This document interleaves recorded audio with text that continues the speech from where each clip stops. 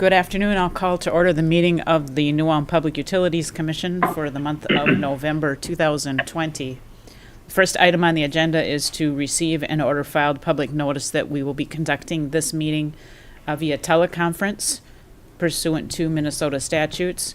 I don't remember if we did this before, but perhaps we should maybe even call the roll and identify who is present so that we can confirm that we have a quorum. So the commissioners who are on the teleconference want to identify yourselves, please? Sure. Shannon Hillesheim. Sean Fingland. Anyone else? So there are two commissioners present in the meeting room, meaning we have 4 of 5 commissioners and therefore a quorum. Can we have a motion to receive and order filed the public notice? I will make that motion. Do you have a second? Do you have a second to the motion to order filed the public notice that the Public Utilities Commission? Second. We have a motion and second to receive and order filed the public notice that the Public Utilities Commission will be conducting this meeting via teleconference pursuant to the authority of Minnesota statutes. Any discussion of the motion? All in favor indicate by saying aye. I'll have Aye. to call a roll. Oh, for I'm sorry. everything. Aye. Commissioner Aye. Commissioner Fingland, Yes. Commissioner Hillesheim, Yes. Commissioner Shaughness, Yes. and President Heine. Yes. Sorry, that was a little muddled. We need to call the roll for the motions for this meeting. Or to vote, I should say. The next item on the agenda is to consider the minutes from our last meeting. I'll make the motion to approve the minutes of the regular meeting held October 27th, 2020. Do we have a second? I'll second. We have a motion and I'll second. second. We have a motion and second to approve the minutes from the regular meeting of October 27th, 2020. Any discussion? Sorry, please call the roll. Commissioner Fingland, Yes. Commissioner Hillesheim, Yes. Commissioner Shaughness, Yes. and President Heine. Yes, motion carries. Next, we'll hear from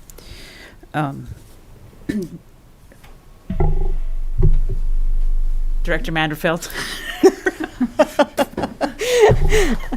Commissioners, I don't really have anything to point out that stands out in the director's report this time. If there's any questions on anything, I certainly can answer them for you. Well,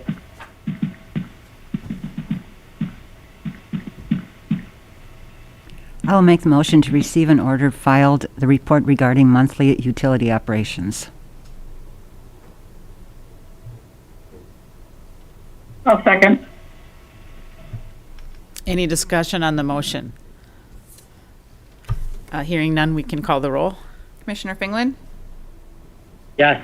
Commissioner Hillesheim, Yes. Commissioner Shaughness, Yes. and President Heine. Yes, that motion carried. Commissioners Fingland and Hillesheim, are you able to hear okay? I'm going to take that as a no. No, I mean, Well, you cut out. yeah, I was gonna say, sometimes you sound just fine, and then you cut out. Okay, so maybe Commissioner Shaughness, you should remove your mask when you talk. I think that's consistent with the executive order that we can do that, so that might help. We need to next consider or review or approve our Employee of the Month.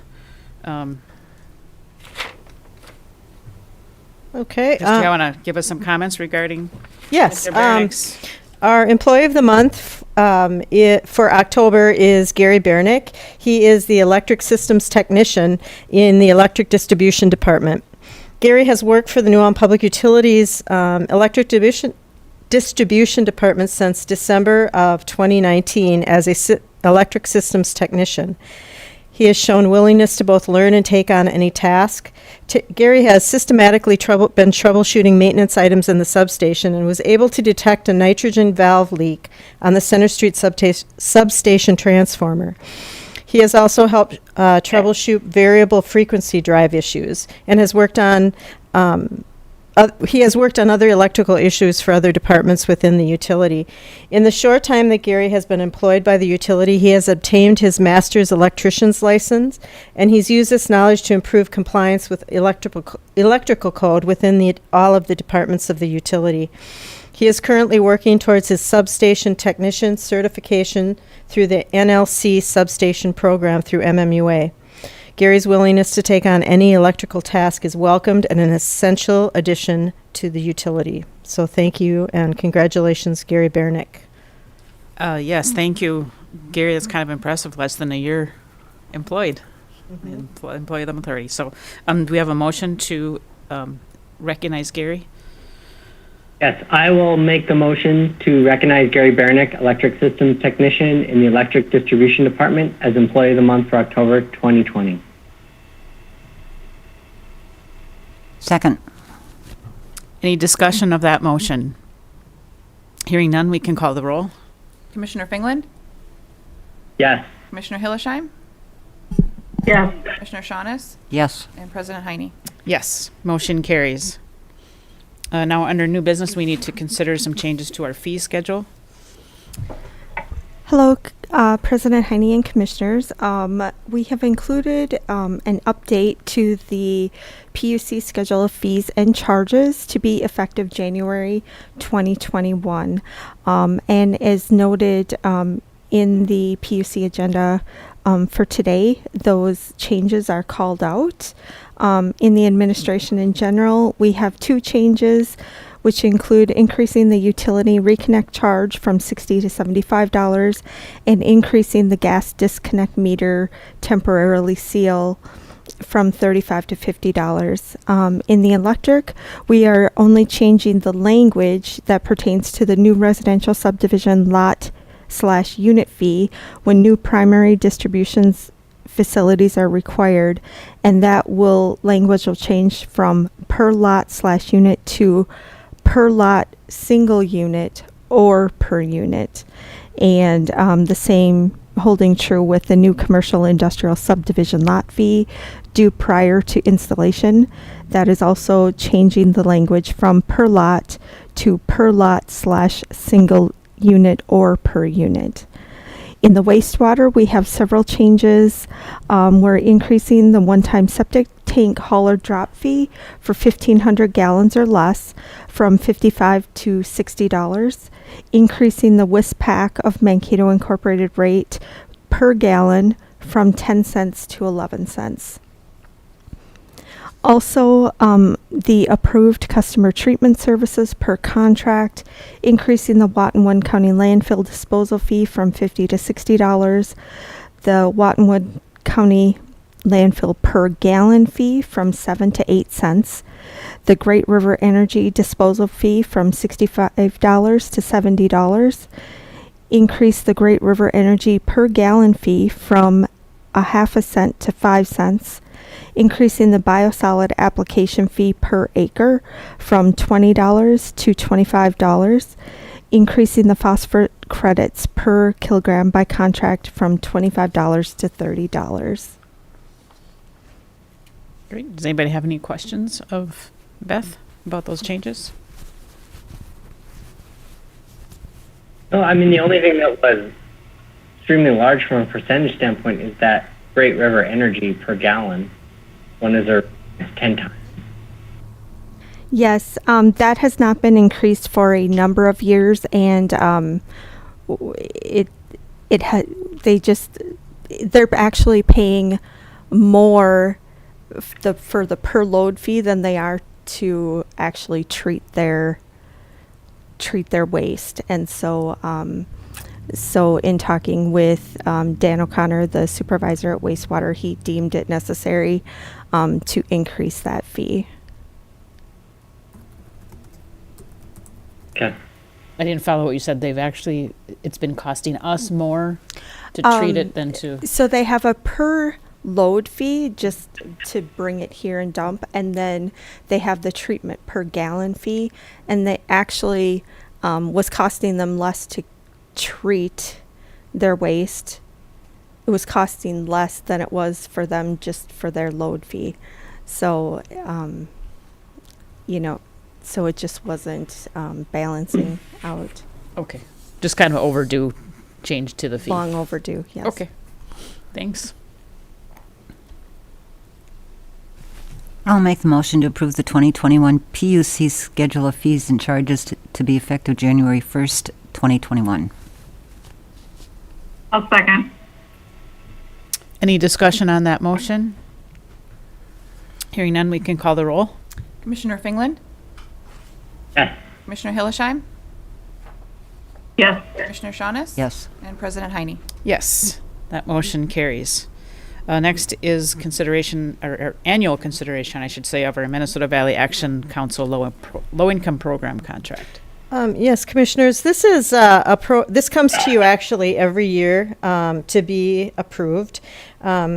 This actually fits in with our CIP program. The Minnesota Valley Action Council goes out and helps fund low-income CIP programs. It's advantageous to the utility to do so because they take care of all of the collection of private data and financials and that type of thing, and we just supply the funds to them, and it's part of our CIP program. So this particular contract, there's no changes. The contract is the same as last year with the same dollar amounts and the same limits. So it's just a reacceptance of a current contract. And CIP is Conservation Improvement Program? Yes, mandated by the state. Yep.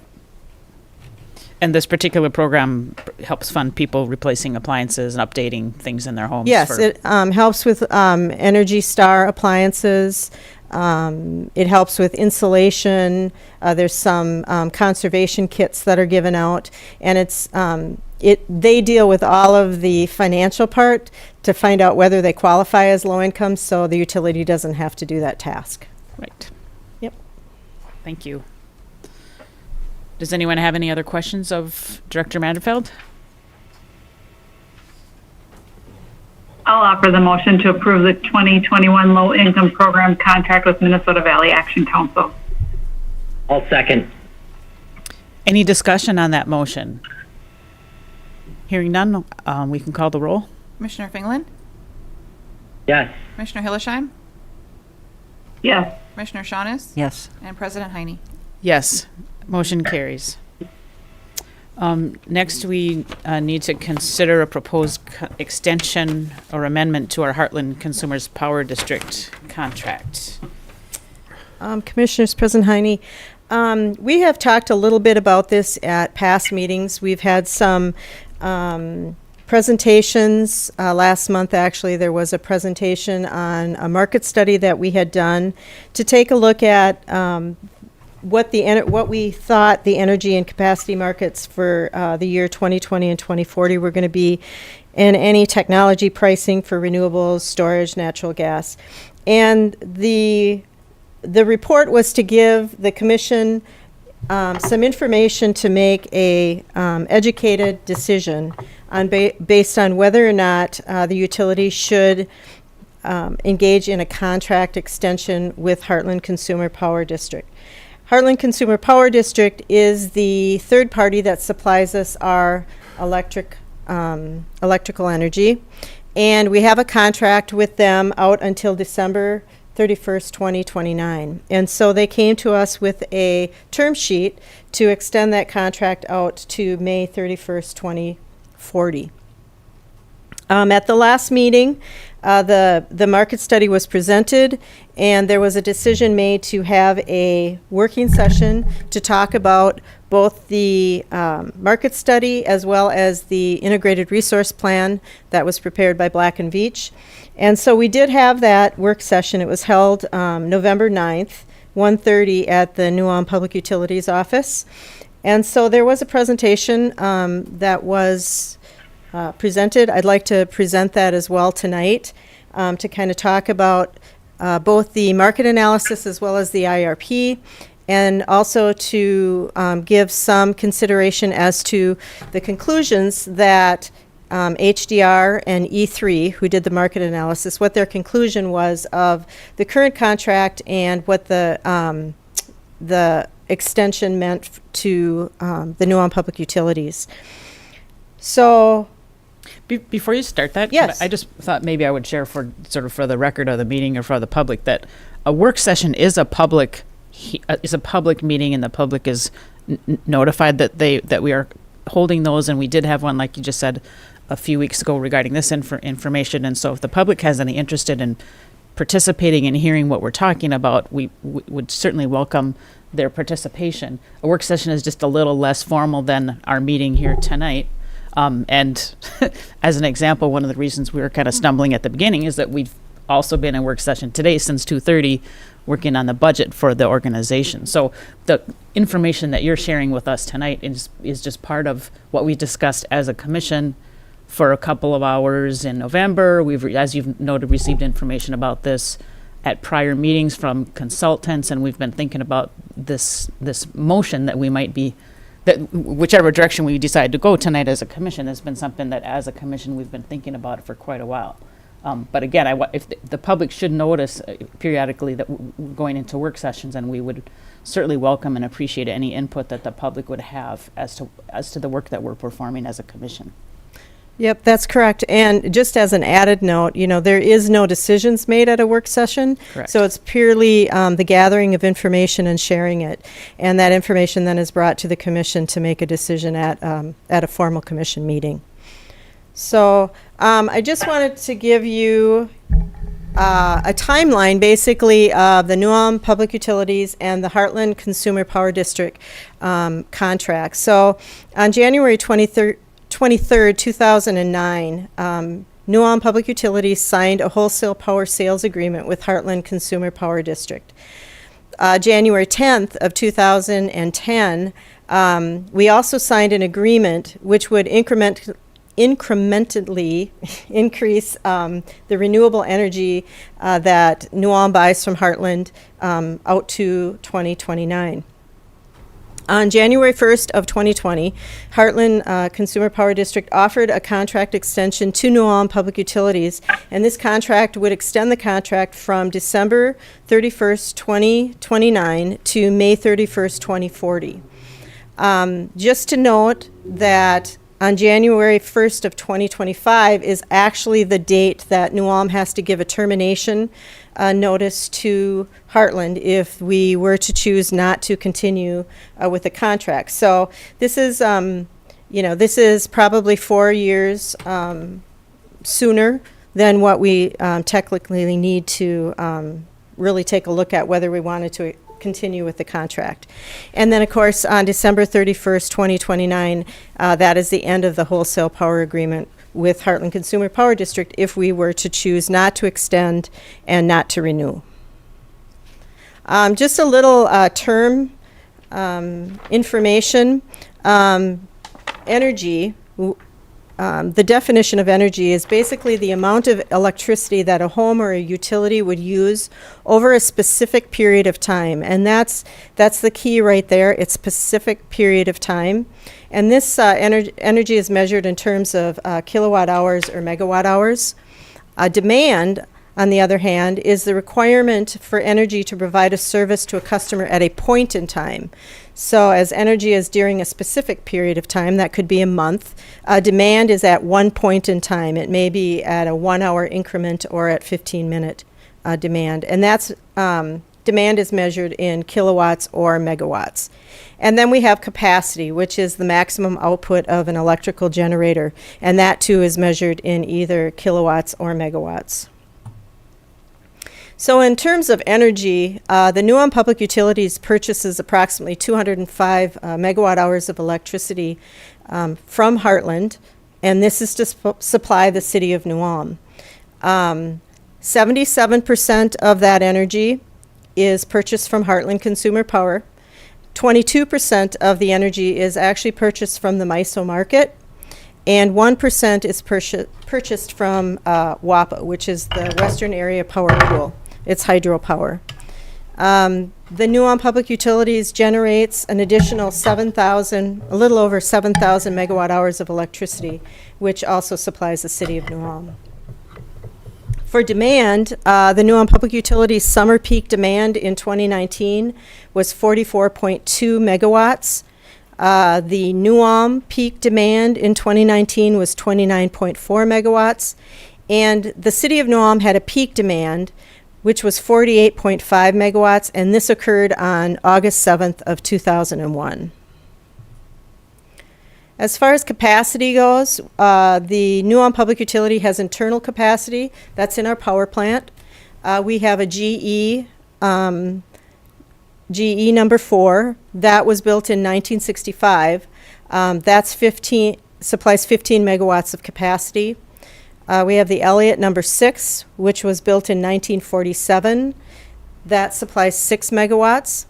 We also have some combustion turbine. We have a combustion turbine number 5 that was put in 1975. That supplies 25 megawatts. And then another combustion turbine number 7, which was put in 2001.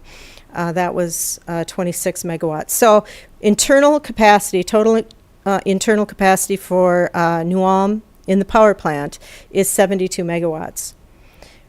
We then, through the purchase of our contract with Heartland, purchase renewable energy of 5.5 megawatts and then non-renewable energy of 12.5. So that's a total purchase capacity of 18. So you add the two together, we've got 90 megawatts of capacity. We entered into a contract sale with AEP, and this contract sale is through May 30th, 2030, to sell 30 of those megawatts, and we're selling that for a little over $1 million a year. And we still have enough capacity available to supply our own needs. So we engaged Black & Veatch through the Long-Term Power Committee to prepare a comprehensive range of resource alternatives. And what they did is we wanted to use this as a tool to direct future development of our generating assets, or if we were to do supply contracts to supply New Ulm for our electric load. And this was to look out long range. The conclusions of that plan were that the results suggested that opting to extend either the current conventional long-term PPA or purchase power agreement, or to enter into a new one which would have similar or more favorable terms.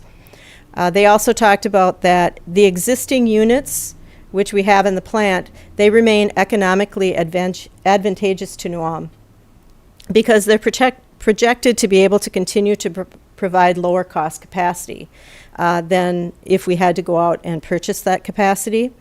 And they recommended to continue the operation and maintenance of the existing steam supply resources. And steam is a very important part of the power plant that we currently have. So after the integrated resource plan was, or while it was in process, Heartland Consumer Power District sent a letter for an extension of their contract. And what they wanted to do was add an additional 10 years after the expiration of our existing contract. What they were offering was a reduction in renewable wind energy rates. That reduction would come out to be about $500,000 per year for the initial contract. So that would be up to 2029. And just to give you an idea, the renewable portion of our portfolio is about 30% of the total. So about 30% of the total purchase from Heartland Consumer Power District would have a reduction in cost. This reduction is due to a repowering that Heartland was able to be part of with their wind farm that they're part of, and so they wanted to pass those savings on to us. There was also an expectation that there could potentially be a 16% reduction in the non-renewable part of the energy. However, that was not on the term sheets. That was just a verbal discussion.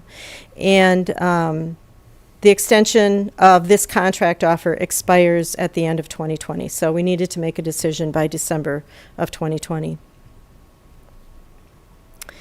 In doing this, the utility and the commission, yourselves, decided to engage HDR and E3 to take a look at, or to prepare an analysis, basically looking at what we think energy and capacity markets are going to do out to the future, find out what technology pricing for renewables, battery storage, natural gas, what that may look like out to 2040, and any potential changes in the clean energy requirements in Minnesota, which are very important right now.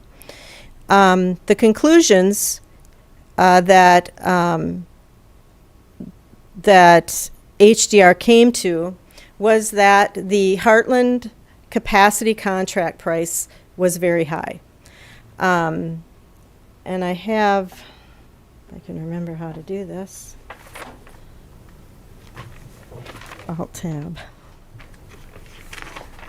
Didn't it stay? Alt tab.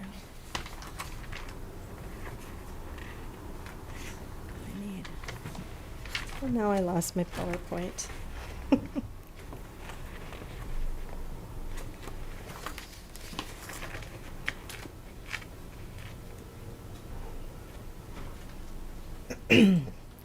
Where did my PowerPoint go to?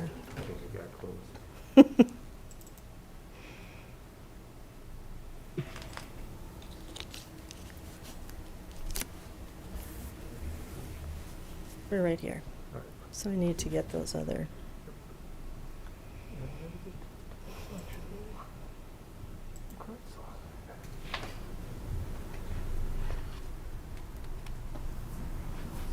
Okay, thank you, Nate. So this came right out of the market study that was done with HDR and E3, and it basically shows the energy prices under the Heartland Extension.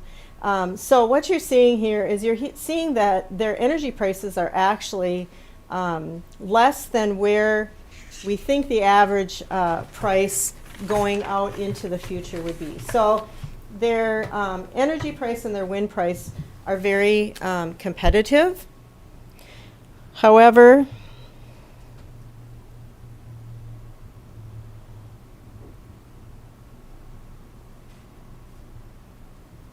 that's not, the next one's not there.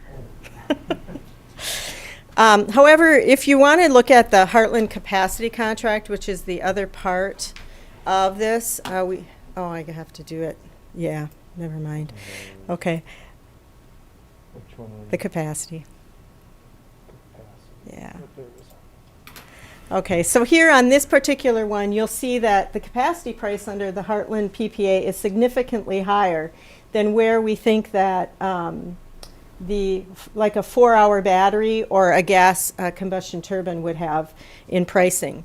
And it's significantly higher as well than the price that we're actually receiving from AEP, which is, you can't see it on here, but it's more down in the $50 range. So that being said, what they're saying is that capacity price is too high, that New Ulm could actually supply its own capacity and sell any excess. So looking back at that previous slide, I discussed that we had 90 megawatts of capacity. We're selling 30.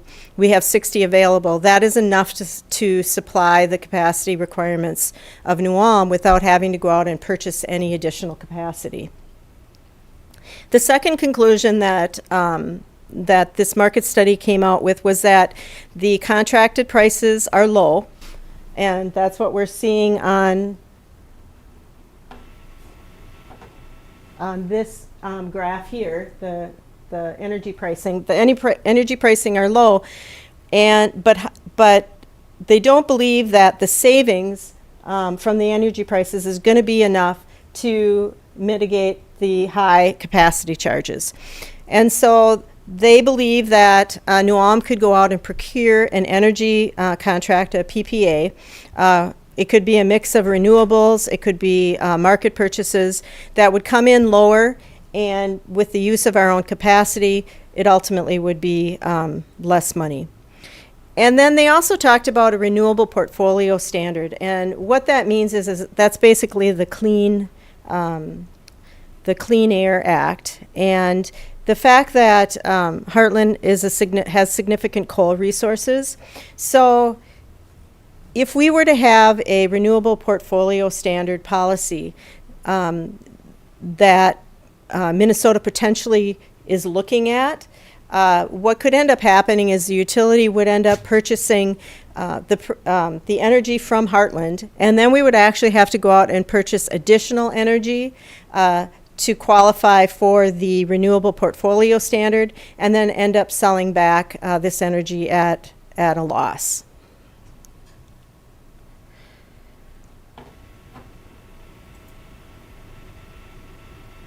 So basically, what their recommendation was to not renew the Heartland Consumer Power District's contract.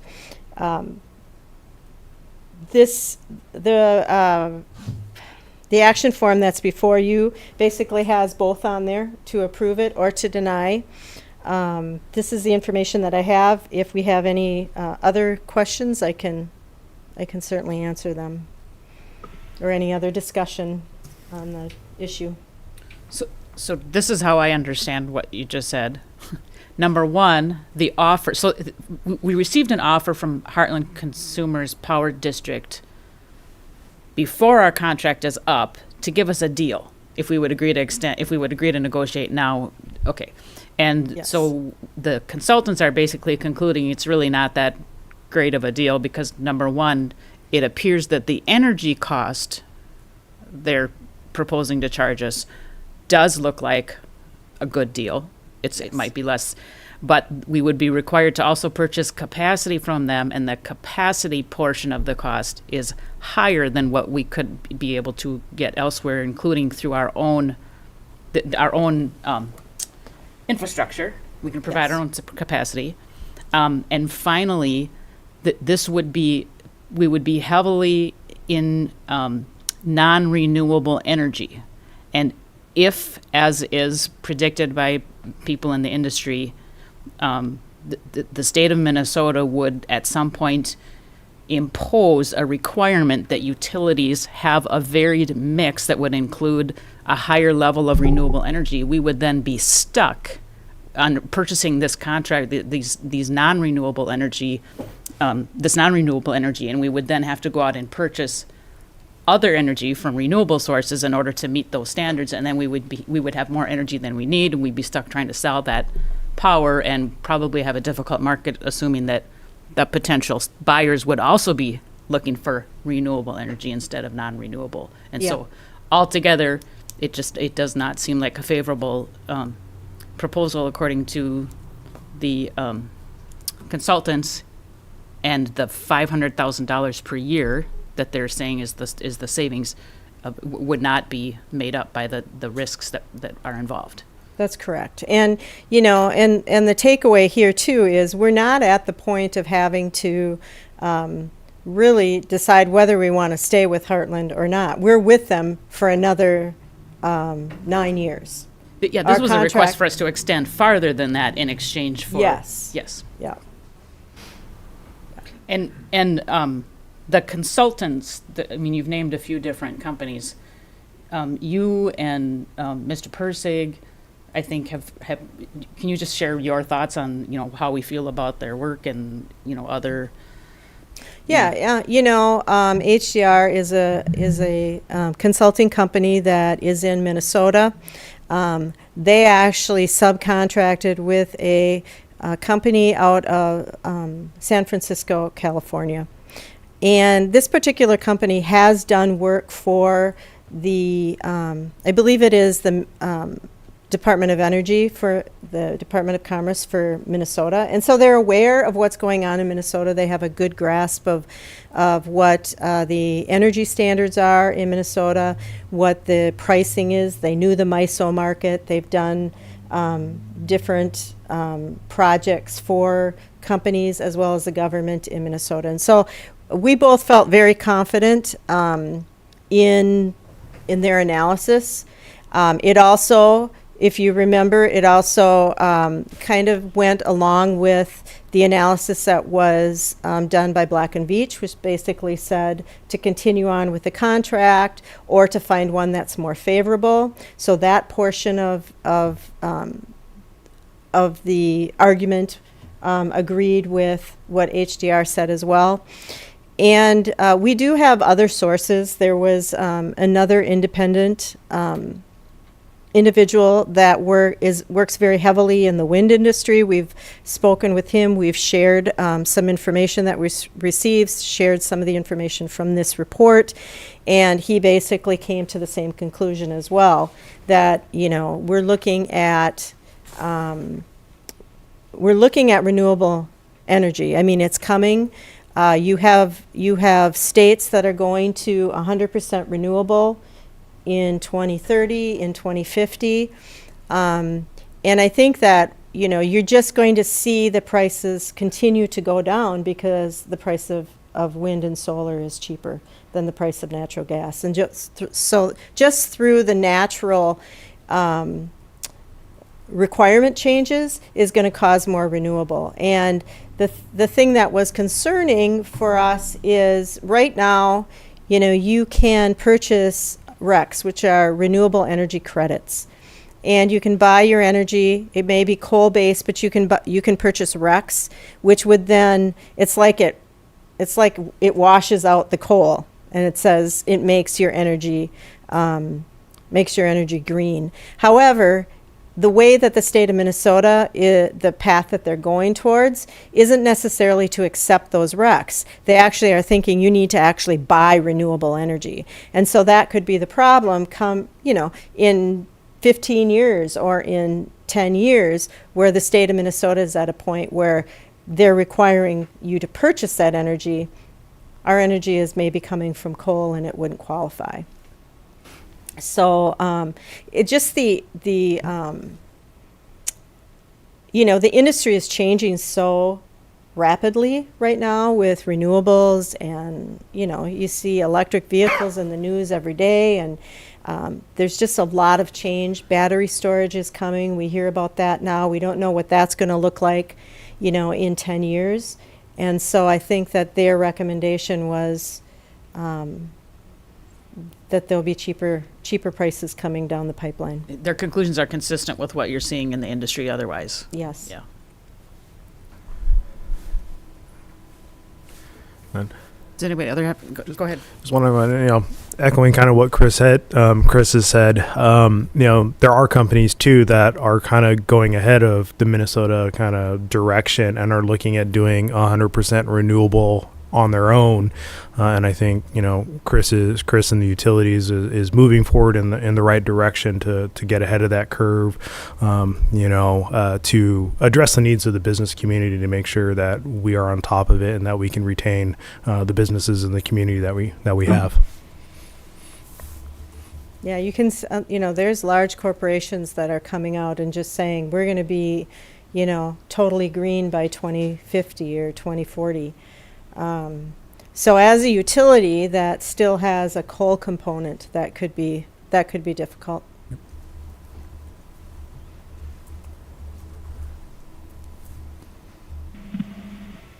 Do other commissioners have any questions?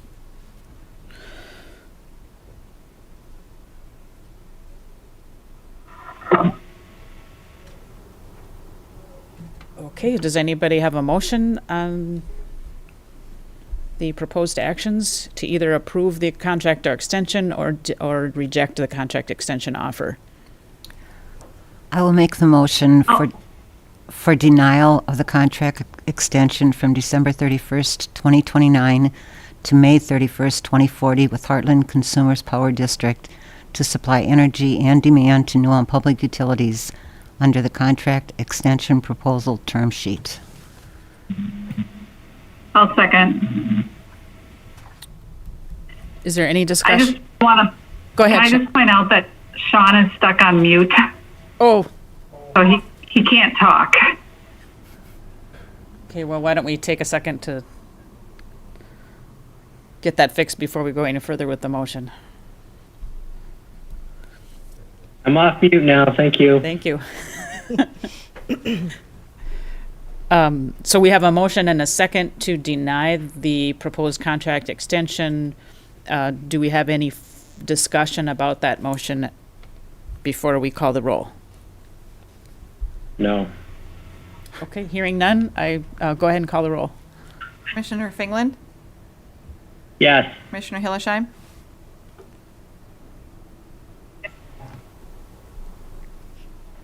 She's on mute. I don't think she's muted, but she cut out. Can you try again? Commissioner Hillesheim, Yes. I heard a yes. Did I heard a everybody yes. else hear a yes? Okay.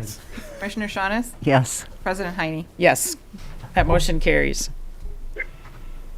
All right. Phew. All right, the next item on the agenda is to consider the raw water line reroute project. Say that 10 times. This is to accept and sign, to have the city manager accept and sign a proposal for engineering services. We have a proposal here from Short Elliott Hendrickson to develop plans and specifications and provide survey work for a raw water main reroute. Basically, this has come about in the fact that the old water treatment plant on 12th North Street was sold to a private party. This was the old treatment plant, and so there is a raw water line that is coming from the north well fields, and it's basically going around and in the foundation of this building. And so part of the sale, the utility requested to have those, have the ability to remove the water lines from the building. We don't want to have, a pipe that supplies, half of our water running through a private building. And so this reroute will remove the existing water line that it runs along the tree line and through the building to a well access road that is along the south side of the building. The proposal is for survey work, design, and bidding services, and we'd like to start the survey work immediately so that we can ensure there's no flooding or any adverse weather conditions, so that we can get this, get the preliminary work done so that we can work on that right away come spring.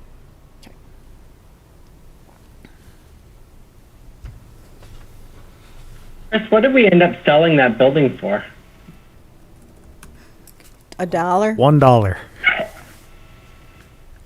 Basically, by selling the building for the $1, it basically took it off of the city books and it put it into the tax base. So we're now collecting property tax on that building where we weren't collecting anything on that in the past. So we are collecting property tax on that building now? Is that what you just said? Yes, we are. Okay.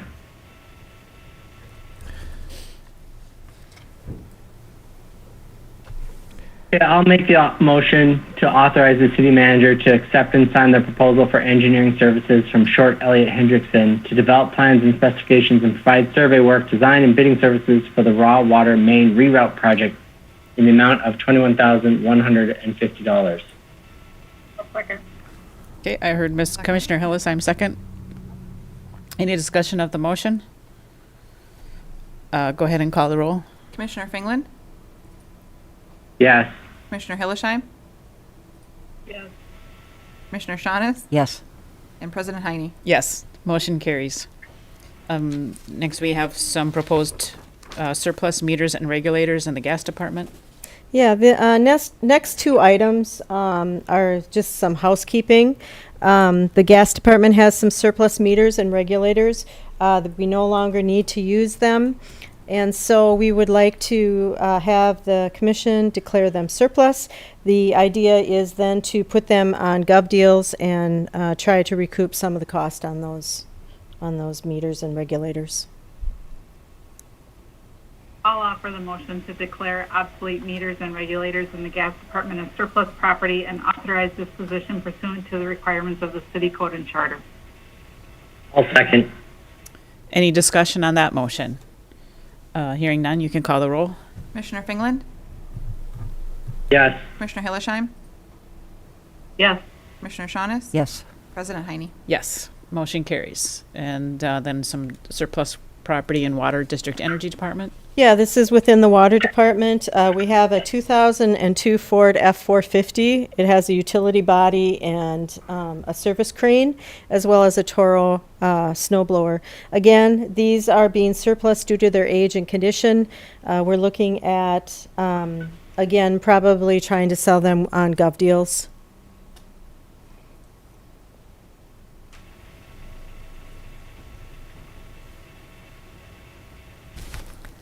I will make the motion to declare the following Water District Energy Department items as surplus property and authorize disposition pursuant to the requirements of the city code and charter.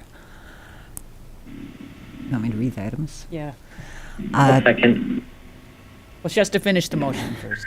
A 202 Ford F-450 with utility body and ITM Model 220 service crane, and a 1992 Toro Model 824 snowmobile. Okay, Snow blower. no blower. Now I'll second. Second. Is everybody? Any discussion of that motion? Go ahead and call the roll. Commissioner Fingland, Yes. Commissioner Hillesheim, Yes. Commissioner Shaunis. Yes. President Heine. Yes, motion carries. Final item on the agenda is to consider the report of claims for the month of November. I'll offer the motion to consider acceptance of list of claims paid in the amount of $2,418,403.27. I'll second. Any discussion on the list of claims? Go ahead and call the roll. Commissioner Fingland, Yes. Commissioner Hillesheim, Yes. Commissioner Shaunis. Yes. And President Heine. Yes, motion carries. And unless any of the commissioners have anything else, we will be adjourned. Thank you. Thank you. Thank you.